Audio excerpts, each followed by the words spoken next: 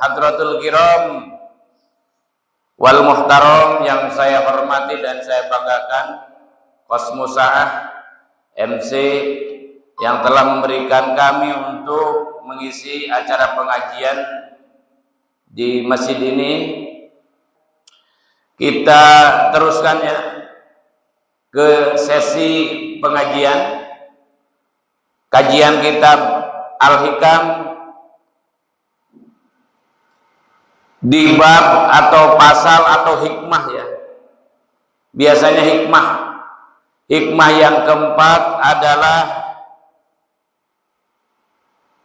Allah Subhanahu wa taala telah mengatur segala urusan, baik urusan dunia maupun urusan akhirat.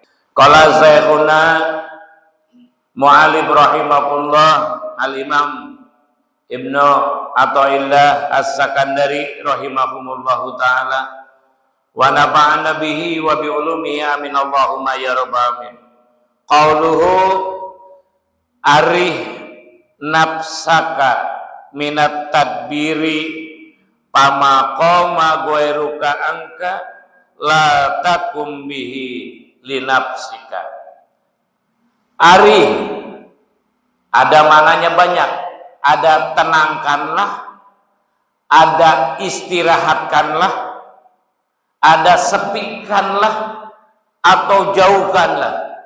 Tapi yang paling utama, yang paling tepat adalah tenangkanlah. Tenangkanlah. Kalau berhenti mungkin nggak bisa, karena makhluk hidup. Ya kan, ini menyangkut kita soalnya orang atau makhluk yang bernapas. Arih tenangkanlah nafsaka kepada hati kamu, berarti orang hidup ya, masih hidup. Nafsaka bukan makna jismi tapi makna kulub, makna hati. Tenangkanlah hatimu minat tadbiri dari urusan-urusan tadbir, dari urusan-urusan mikir, urusan pemikiran dunia dan akhirat, terutama dunia. Tadbir ini urusan dunia terutama. Pama qoma, karena apa yang diatur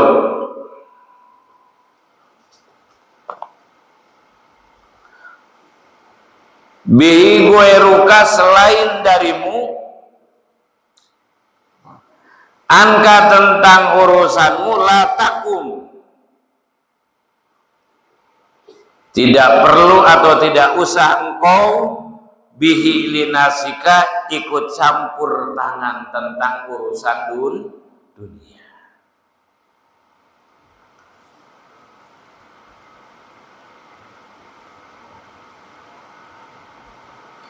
Bahasa Sundana arih nafsaka minat tadbir pamaqama ghairuka angka la takum bihi linafsika. Hartosna anjeun kudu ngareureukkeun karena nafsu anjeun tina mikir-mikir urusan dunia. Sabab perkara anu ditanggung jawab kulian anjeun, maka anjeun ulah pipilueun kana eta urusan pikeun kapentingan anjeun. Nah, dalam hikmah yang keempat ini Al-Imam Ibnu Athaillah alias musonib menjelaskan tentang lanjutan hikmah yang ketiga kemarin, yaitu setinggi apapun cita-cita kamu, kalau andai kata Allah tidak mentakdirkan, maka tidak akan tercapai sesuatu hal yang dicita-citakan oleh kita. Artinya tidak bisa menghancurkan, mendobrak dan meraih takdir Allah. Kadangkala apa yang kita harapkan, apa yang kita inginkan, takdirnya lain. Kan gitu. Kita umpamanya pengen bulan depan Desember atau bulan Januari pengen kebeli mobil, ya kan? Uang ada, tapi uang tersebut belum kepegang, ya kan? Ada, pertama ada uang itu dipinjam sama orang. Nah, syariat itu syariat perjalanannya. Terkadang tidak bisa menembus takdir Allah. Meskipun kita sudah berusaha. Itu. Jadi terkadang apa yang kita pinta, apa kita mohon kepada Allah, terkadang datangnya lain datangnya. Jadi kata Allah, ari nafsaka minat tadbiri, janganlah kau ikut campur urusan kami, kata Allah. Jangan ikut campur kamu. Oke, memohon, tapi semuanya sudah Allah pastikan, sudah Allah tulis dan sudah Allah kasih gambaran kepada manusia. Semenjak itu manusia ditiupkan ruhnya ketika masih di dalam perut ibu, kan dituliskan, rezekinya ditulis, celaka dan selamatnya ditulis, usianya ditulis, bahagia dan tidak bahagianya ditulis. Jadi tolong hati dan pikiran janganlah intervensi kepada urusan kami, kata Allah. Maksud Allah kasihan kepada orang yang mikir-mikir terlalu final, terlalu depan, terlalu melampaui batas.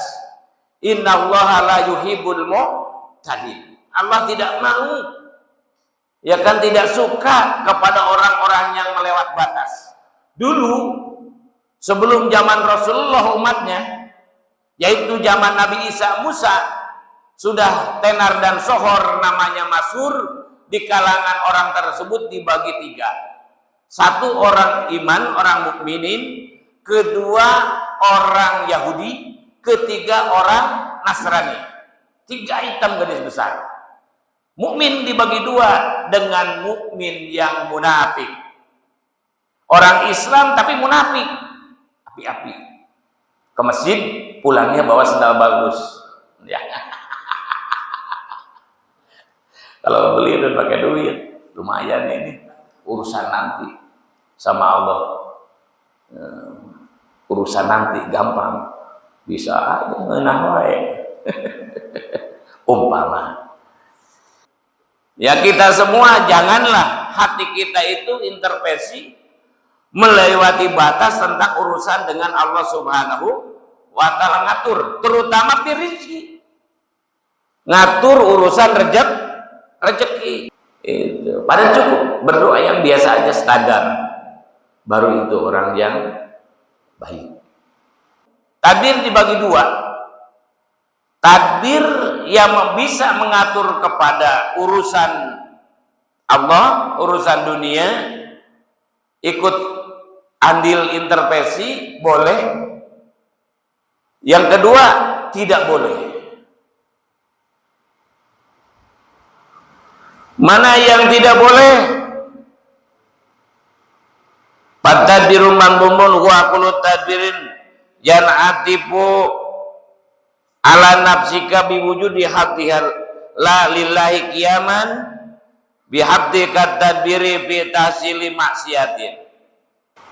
Pengaturan tadbir yang tercela adalah mengatur untuk memenuhi hasrat nafsunya, seperti mengatur untuk bermaksiat, lalai, serta melakukan ketaatan namun disertainya dengan riya dan sum'ah. Itu nggak boleh. Tadbir yang istilahnya terpuji adalah rezeki kita sudah ditanggung oleh Allah. Orang hidup, boro-boro orang, boro-boro manusia, semua ciptakan Allah yang hidup, yang bernapas, pasti dikasih rezeki oleh Allah Subhanahu wa Ta'ala. Akan tetapi rezeki kita ingin berkah satu, Yang kedua pengen ada lebihnya juga, ya kan? Dan gampang diusahakannya. Contoh, secara syariat ada kita dagang, ya kan? Bagaimana dagang ini berpikir kita supaya para konsumen, para pembeli senang dan datang, ramai lah, banyak yang beli. Itu memang harus dengan usaha kita, zahir dan batin. Minimal bermohon, berdoa kepada Allah. Itu boleh. Itu boleh. Meskipun kata Allah, ma'mur ahlaka bisolati wastabir 'alaiha la nas'alaka rizqan nahnu narjukuka wal aqibatu lil muttaqin. Kata Allah, perintahkanlah keluargamu untuk dan agar bisa melaksanakan sholat 5 waktu yang wajib maupun yang sunnah, baik mahdoh maupun goer mahdoh. Wastabir 'alaiha, dan bersabarlah melaksanakan sholat tersebut, karena sholat bukan gampang, tapi sholat itu berat, sholat itu sulit, sholat itu banyak halangannya, ya kan, banyak godaannya. Ini yang dirasakan saya, aya wae halangna kergeto-geto ti penting, aya wae ngajak ulin, jadi terjadi. Masya Allah, aya wae. Meskipun sudah program tanda ada saja penyakit gitu ya, banyak. Gini aja lah, jalan sholat 5 waktu, hafidu ala sholat wa sholatil wusta. Jagalah sholat wajib, sholat kamu laksanakan dan jagalah sholat tersebut dengan berjamaah. Bukan saya sombong, menjaga sholat berjamaah 1 hari 1 malam 5 kali berat. Maksudnya enggak putus, minimal 1 bulan saja sholat berjamaah, baik mulai subuh, zuhur, asar, maghrib dan isya. Kadang-kadang kita terbentur dengan pekerjaan, ya kan? Kadang-kadang kita ketiduran, kadang-kadang kita bukan buka tapi dilupakan, kagok cina isukan kene dohor mah. Itu susah menjaga sholat jamaah. Makanya para guru, para sepuh, para suhu dulu, ulama-ulama dulu, guru-guru kita dulu, ketika susah, ya kan, urusan dunia, terutama netek semplak, nincak semplek, sudah jatuh ketimbang tangga, susah aja. Maka biasanya menyarankan sholat. Baik sholat wajib maupun sholat sunnah. Itu tertulis di Al-Quran surat Toha ayat 132. Wa'mur ahlaka bisolah, perintahkanlah keluargamu agar bisa menjalankan sholat 5 waktu. Wastabir 'alaiha, bersabarlah. Lanas aluka rizqan, kata Allah, kami tidak meminta rezeki dari kamu, tidak meminta imbalan dari kamu. Nahnu narjukuka, akan tetapi kata Allah, kamilah yang menanggung jawab dan memberikan rezeki kepada kamu. Tuh, rezeki ulah disediakan oleh Allah Subhanahu wa ta'ala. Tinggal kita meraih rezeki dengan melalui sholat. Sholat adalah bagian daripada cara takarrub kepada Allah, hikmahnya, berkahnya untuk keberkahan rezeki. Itu ini supaya jelas dijelaskan. Tapi kita sholat, hai rezeki ulah. Mau boga pahala cek tasawuf. Jadi arih nafsaka anit tadbir artinya istirahatkanlah, tenangkanlah dirimu, hatimu dari untuk mengurus dunia. Allah akan memberikan keberkahan tentang semuanya, baik itu rezeki, pangkat ujung-ujungnya, jabatan ujung-ujungnya rezeki, dagang ujung-ujungnya rezeki, ya semua rezeki. Sehingga kalau terlalu memikirkan urusan dunia, maka akan mengganggu kepada stabilitas, keamanan, ketaatan kepada Allah Subhanahu wa Ta'ala. Nah, kalau aktivitas ini menghalangi tentang ibadah ke Allah Subhanahu, nggak boleh intervensi, nggak boleh. Semuanya takdir, qada dan qadar dari Allah Subhanahu wa Ta'ala. Makanya kita bertauhid itu ada pakai dua sesi. Pertama, akal pikiran, untuk didampingi akal itu ditambah dengan ilmu dibantu dengan akal pikiran dibantu dengan ilmu pengetahuan untuk membuktikan tentang keimanan kita dalam hati. Hati adalah bagian dari kita bertauhid. Bertauhid itu akal pikiran dan hati. Hadirin yang berbahagia, makanya sekali lagi boleh ikut serta mengurus tentang urusan dunia, akan tetapi jangan terperosok lupa dan meninggalkan ketaatan kepada Allah Subhanahu wa Ta'ala. Artinya sah-sah saja kalau andai kata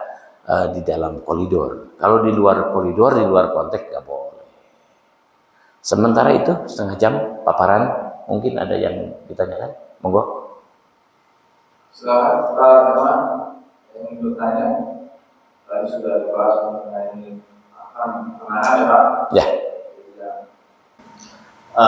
Tadi Pak Kiai menjabarkan bahwa segala sesuatu itu sudah ditakdirkan sama Allah, baik itu urusan dunia maupun urusan akhirat. Cuman kadang sebagai makhluk itu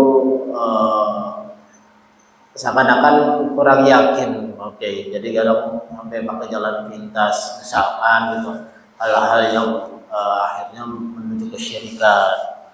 Seakan-akan kalau enggak misalkan dengan jalan syirik itu kita enggak akan bisa hidup dan berkecukupan gitu Pak.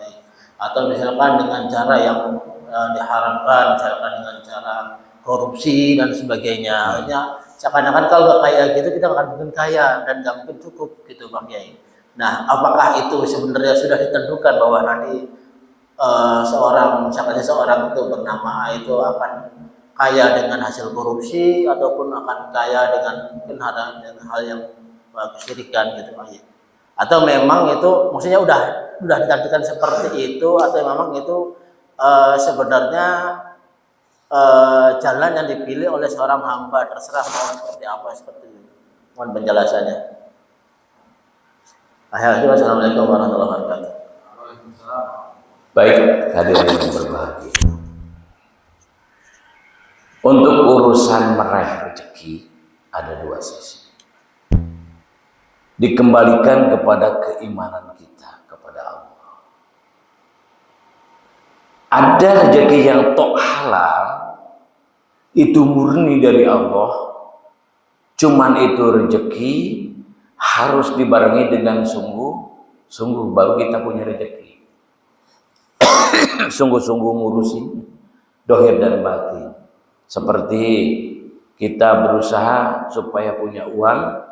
Setelah punya uang, kita berniat untuk membeli sawah untuk kehidupan, bibi lintik terus 1 hektar, 2 hektar sampai 10 hektar, beli lagi mobil itu ini, ya kan? Itu meskipun lambat tapi berkah, selamat. Itu rezeki dari Allah Subhanahu wa Ta'ala, halal. Yang kedua, untuk masalah kepercayaan, bukan keimanan ya, kepercayaan. tidak iman kepada Allah, kata Allah monggo. Awalnya togut, ente lo kau percaya ke setan monggo, ya kan? Nah, orang terkadang jalan yang kedua, jalan istijrat, jalan yang tidak disangka-sangka tapi jalan maksiat, baik korupsi seperti pasang perjudian, ya kan? Ataupun merampok, sama kan merampok dohir.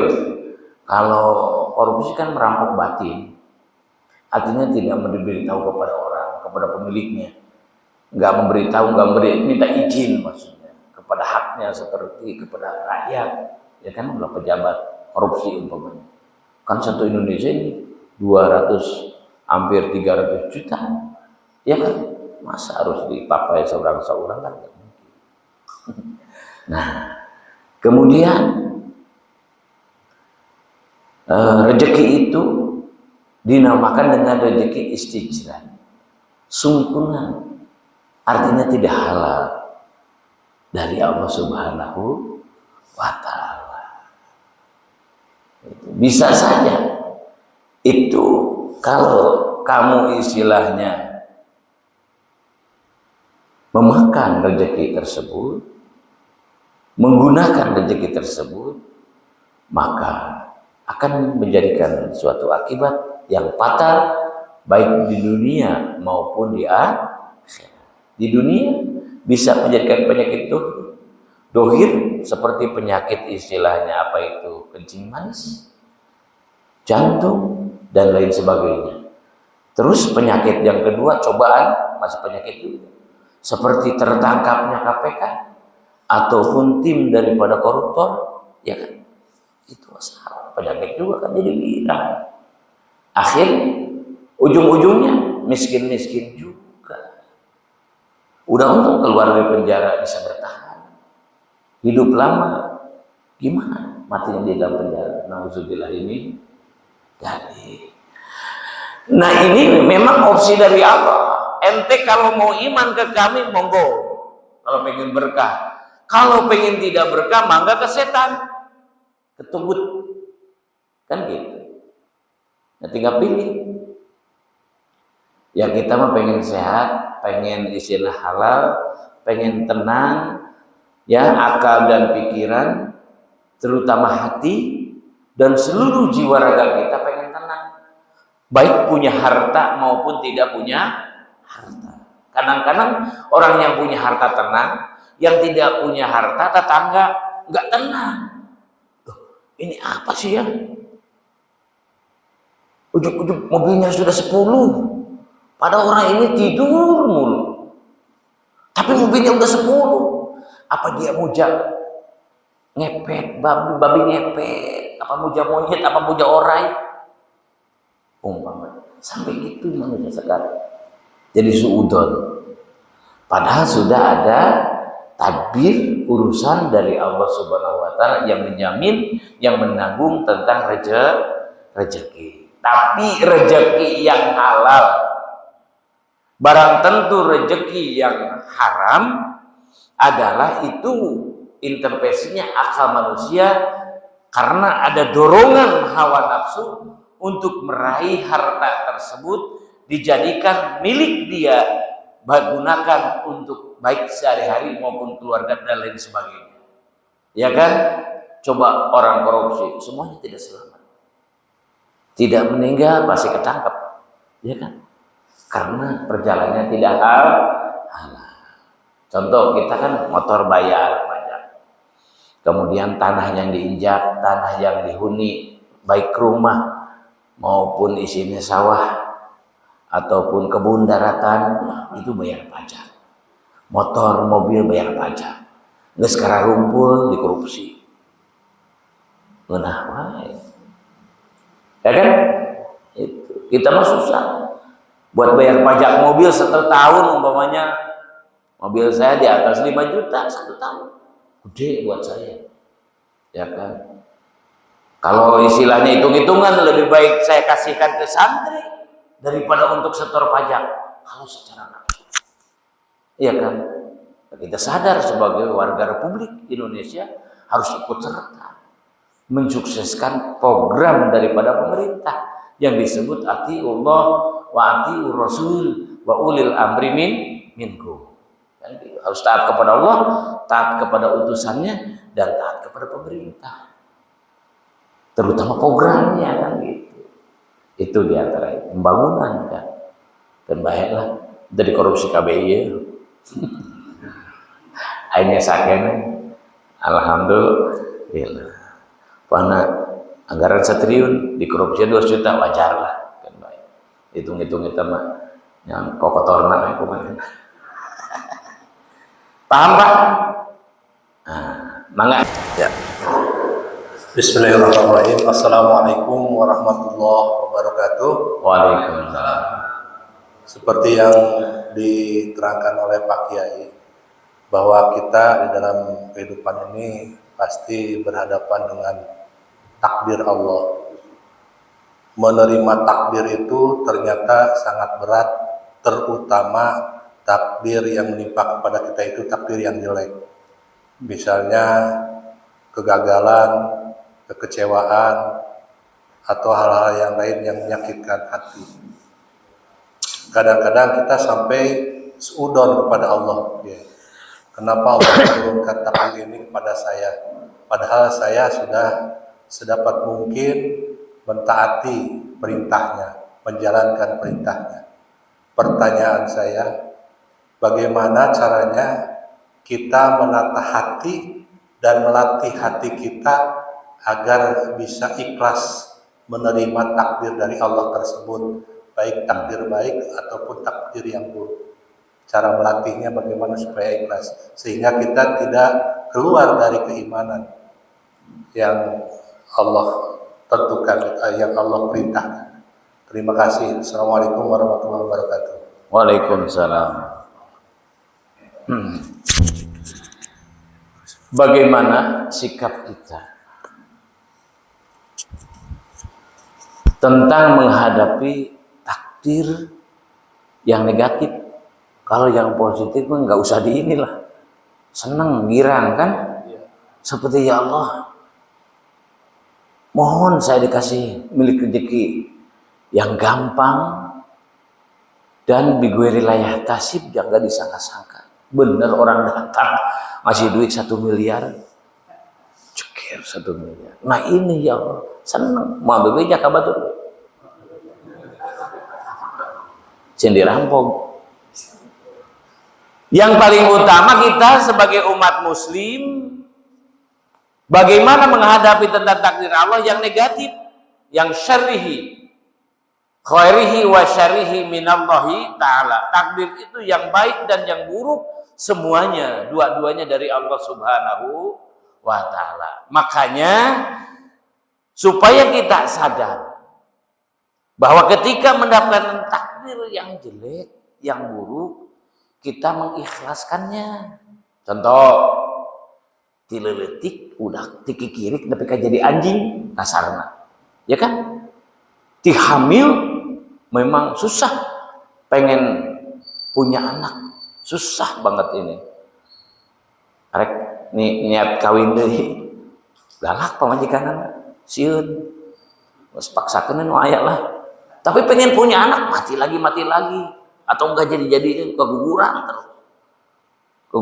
terus karena banyak aktivitas, banyak nyuci, derekeun cicing, olahraga wae, sesepedahan wae, jalingkak kawen deui. Itu. Nah, Allah takdirkan punya. Ceritanya sempat di USG, laki-laki pengen banget, ibu bapaknya pengen anak laki-laki, anak pertama. Singkat cerita, melahirkan, ya, istrinya sampai gede, kira-kira SMA lah, kelas 2, kelas 3, memujehna belah kesentang, ya pengen bawa motor, pengen beli motor terus nggak mau, ya beliin lah motor FU atau NMAX. Pak, kecelakaan lalu lintas akhirnya terlindas, naudzubillah min. Bagaimana orang tua sikapnya? Ya Allah, tidak letik bukakan, menang kahayang kita buat dia kahayang. Terus gede, satu langkah lagi keluar sekolah kelas 3 sekarang. Masya Allah, kuat jumpalit inung bawa. Ngerenge kecelakaan di anggota lantas bahwa anak ibu, anak bapak kecelakaan, terlindas oleh tronton, mati Pak. Kepalanya pejen. Innalillahi wa inna ilaihi raji'un. Banyak Pak. Saya punya teman, ya kan, punya teman bareng itu mainnya dulu di Cengkong, sekarang jadi bos material. Punya anak 2, laki-laki semua. Anak yang pertama yang dia sayangi itu tadi meninggal dunia kecelakaan, sampai stres Pak. Bapaknya sampai stres. Saya nasihati terus. Alhamdulillah, kita kembalikan kepada Allah. Allah takdirkan datang lagi, hamil lagi istrinya. Akhirnya punya anak yang kedua. Gede, langsung ke Yaman. Sekolahnya, mondoknya di Yaman. Sekarang udah ada di rumah. Alhamdulillah. Tapi kalau ketemu saya pasti ngebahas tentang almarhum anaknya yang pertama. Sangat disayangi. Nah, kembali lagi, bagaimana menyikapi hati kita, perasaan kita, jiwa raga kita menghadapi musibah atau takdir Allah yang istilahnya negatif, yang jelek. Yaitu pertama, hayati ya, dan amalkan tentang rukun iman. Iman yang rukun iman yang ke-6 adalah iman kepada hari akhir. Hari akhir itu yaumul la yanfa'u malun wala banuna illa man atallah biqalbis salim. Ketika itu tidak bermanfaat harta, benda, anak, pangkat dan jabatan tidak bermanfaat semua. Arek tobatnya mau diterima pas geleduk kiamat. Gusti kiamat, ya Allah, astagfirullahaladzim. Geduk sholat tobat, mau diterima. Kalian kamari goblok sih. Sekolah teh. Yaumul la yanfa'u malun mau diterima. Apa harus dibejakeun ka para kiai, ka para ajengan, ka para asatid, ka para punggawa, ka para tokoh agama, ka para pengurus masjid. Yang mumpung kita diberi sehat, diberi panjang umur, ya kan? Tolong, monggo datang ke pengajian, yuk ikut sholat berjamaah, kan gitu. Geleduk ke kiamat, tobat, munah wae. Enak saja. Orang lain dari dulu ibadah, dia mah baru mau tobat, baru mau ibadah, tapi intinya pengen bersih, pengen nerima beres. Waduh, celaka. Nggak mau ribet. Nah, dikembalikan harus menghayati, mengamalkan, dan mengkaji daripada yang benar-benar itu rukun iman yang ke-6 adalah iman kepada hari kiamat. Yaitu wasyarihi khairihi wasyarihi minallahi ta'ala. Ya. Baik dan buruknya semua dari Allah Subhanahu wa ta'ala. Dan iman kepada mengimani kepada takdir Allah Subhanahu wa ta'ala. Baik dan buruknya semua dari Allah Subhanahu wa ta'ala. Simpelnya wa upawwidu amri ilallah kata Allah. Ini kan semua tadi kan semua urusan dunia akhirat Allah yang mengatur manusia, tapi jangan kayak penyanyi. Itu kufur. Lihat nyanyi Sunda. Manusia ibarat wayang hirup malik nak udalang. Waduh, walah wae. Ngerti? Ari wayang mah modar, gak bernyawa, wajar dibulak-balik sama dalam. Lah kita manusia hidup diberi akal, diberi nafsu, ya kan? Wa ma khalaqtul jinna wal insa illa liya'buduni. Kan gitu. Aku tidak hanya menciptakan manusia dan jin akan tetapi harus menyembah, berbakti ibadah kepada kami, kata Allah. Itu wa upawidu amri ilallah. Semuanya serahkan kepada Allah, karena Allah yang tadinya tiada jadi ada dari Allah. Setelah ada ditiadakan lagi oleh Allah. Saya Pak secara pribadi umur 50 lebih nyampe sekarang durasi ke 60, semua pengalaman kasarnya garam itu sudah banyak dimakan. Di antaranya termasuk musibah, cobaan, ujian yang telah saya alami, cuman satu yang paling gede Pak. Tidak bisa itu cobaan, sampai mau saya juga bunuh diri. Apa itu cobaan? Yaitu ditinggalkan mati sama istri. Untung pamajikan dua sakit teh. Lamun pamajikan hiji mah siap-siap we, elok jadi bener. Ya Pak ya. Jadi kesimpulannya ini kan semua milik Allah. Ya kan? Urusan hidup, urusan rezeki, urusan nasib, segala macam-macam urusan baik A sampai Z kepunyaan Allah Subhanahu wa Ta'ala. Mau apa tetap Allah yang mengendalikan. Nah, termasuk anak yang kita sayang, hubus syahawat minan nisa wal banin wal qanatir munqatar wa upawwidu amri ilallah. Jadi semuanya milik Allah Subhanahu wa Ta'ala. Baru kita sadar Pak. Tapi saya tidak tidak bisa karena lamun bisa nih cek Sunda. Karena apa? Karena wajar manusiawi ketika diterpang atau ditimpa musibah, terutama kematian lah yang terbesar buat manusia. Ya kan? Kematian Pak. Lamun katipu ku online gitu, ya. Ku COD-an katipu. Pesen kolor, datang cangcut, awewe katipu eta ge. Duh goblok ieu. Meniki kan gitu.